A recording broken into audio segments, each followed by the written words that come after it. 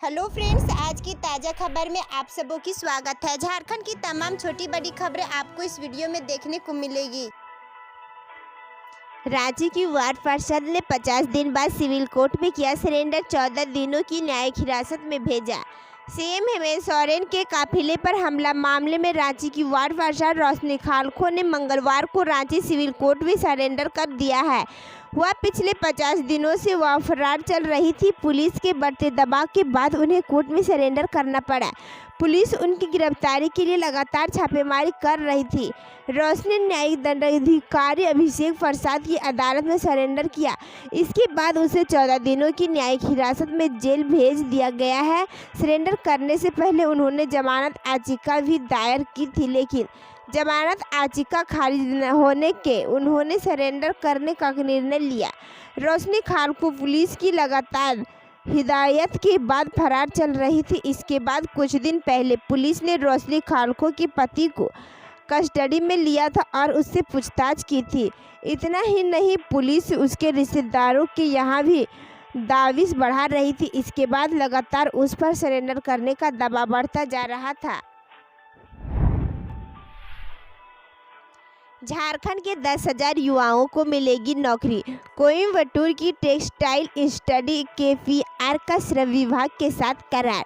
झारखंड के 10,000 युवाओं को तमिलनाडु में नौकरी दी जाएगी।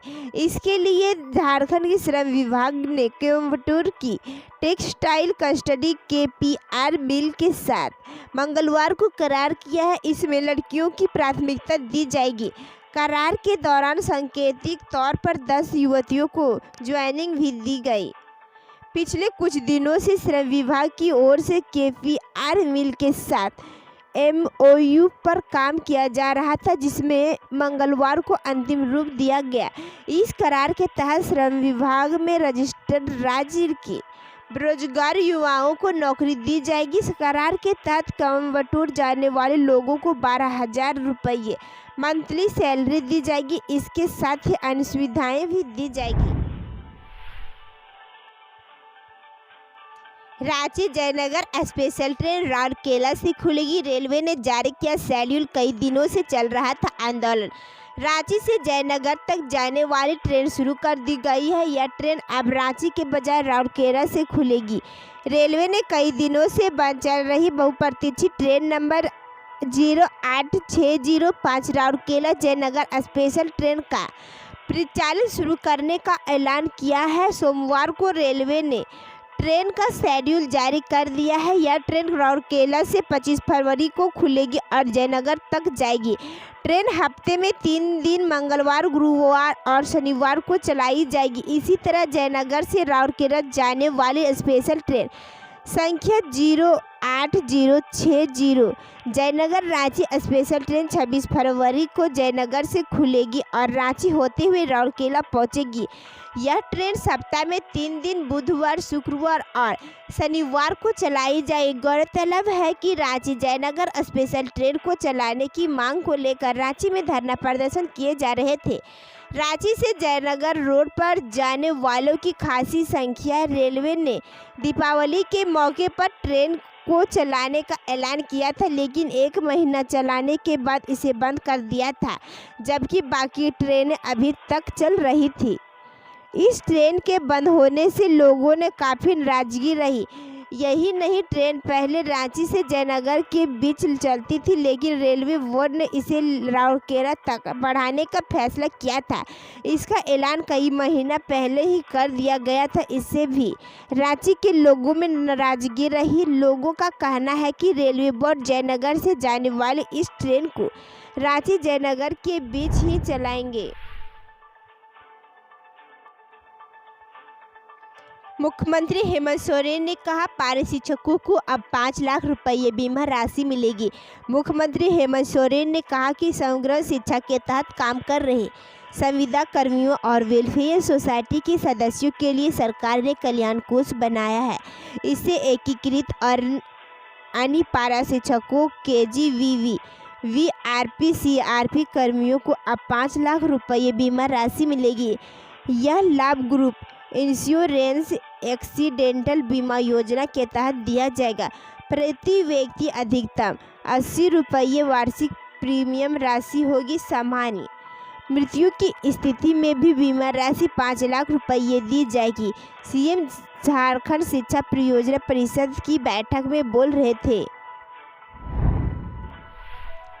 उत्तराखंड का चमोली हादसा पहचान के लिए लापता 6 मजदूरों के परिजनों का लिया गया डीएनए सैंपल।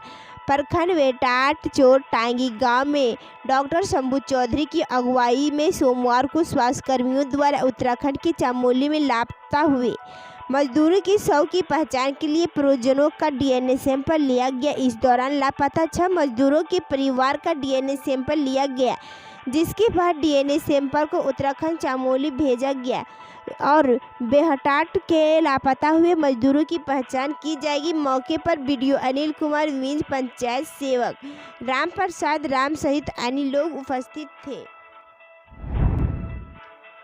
1 मार्च से शुरू होगी 8वीं, 9वीं और 10वीं की कक्षाएं और परीक्षाएं ऑनलाइन। सरकार ने 1 मार्च से कंटेनमेंट जोन के बाहर सभी स्कूलों में सशर्त कक्षा 8, 9 और 11वीं में ऑफलाइन पढ़ाई शुरू करने की अनुमति दे दी है, लेकिन छात्रों की उपस्थिति अनिवार्य नहीं होगी।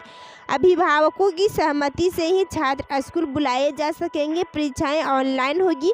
बोर्ड परीक्षा के अलावा स्कूलों को ऑफलाइन परीक्षा लेने की अनुमति नहीं दी गई है। सभी कॉलेज व उच्च शिक्षा संस्थानों, सभी कोचिंग सेंटर, कौशल विकास और औद्योगिक प्रशिक्षण संस्थाओं में भी 1 मार्च ऑफलाइन कक्षाएं शुरू करने की छूट दे दी गई है।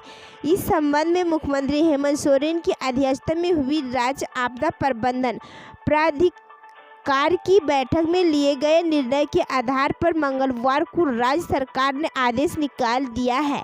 सरकार ने 1 मार्च से ही सभी मनोरंजन पार्क को सशर्त दोबारा खोलने की अनुमति दे दी है। सिनेमाघर, मल्टीप्लेक्सन, थिएटर 50% क्षमता पर 1 मार्च से खुल सकेगा। खेल गतिविधि, मेला प्रदर्शनी को खुली जगह पर अधिकतम 1000 दर्शकों के साथ हॉल में 50% क्षमता के साथ आयोजित करने की अनुमति दी गई है। लौ की खेती से लखपति झारखंड की महिलाएं, 73,000 से ज़्यादा परिवारों को फायदा। JSLPS के माध्यम से लौ की आधुनिक खेती से जुड़ा ट्रेनिंग लिया। सरकार की ओर से लौ की बीज भी उपलब्ध कराया गया। लौ की खेती में रंजिता देवी को लागत के रूप में नामात्र खर्च करना पड़ता है, लेकिन उससे कई गुना ज़्यादा उपज और मुनाफा हो रहा है।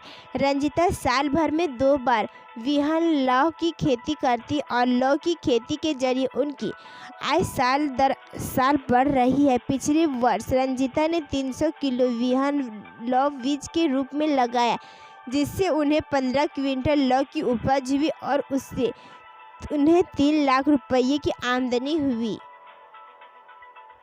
वीडियो में बस इतना ही। वीडियो को देखने के लिए धन्यवाद।